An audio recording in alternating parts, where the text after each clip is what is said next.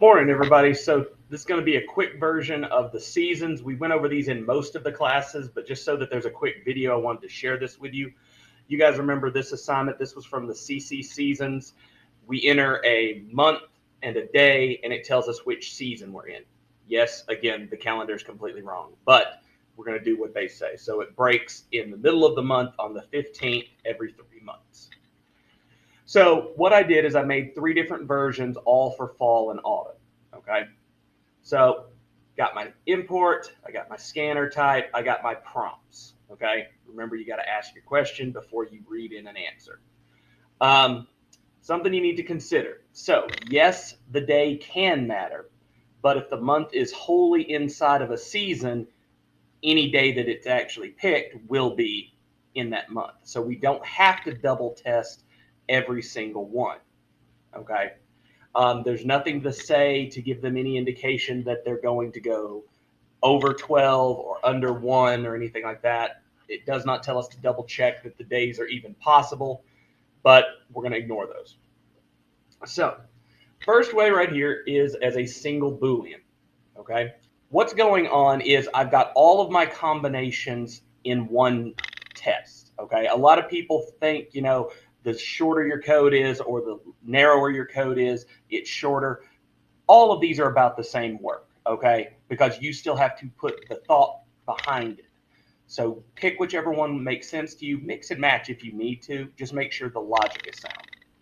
So notice I've got 4 tests in here. So here's October or November or, so here's September, but it has to be beyond the 15th of the month to be considered fall.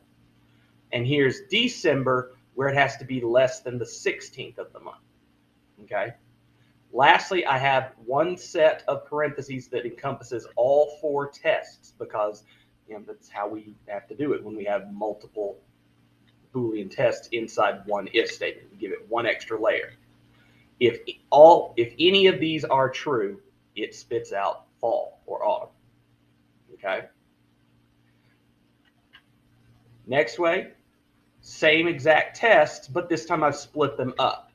Now I've got these as independent ifs. Independent ifs are all checked individually. So it's just going to go down the list to see what's going on, and when it finds something true, it prints what's going to happen. Now you are welcome to use else ifs.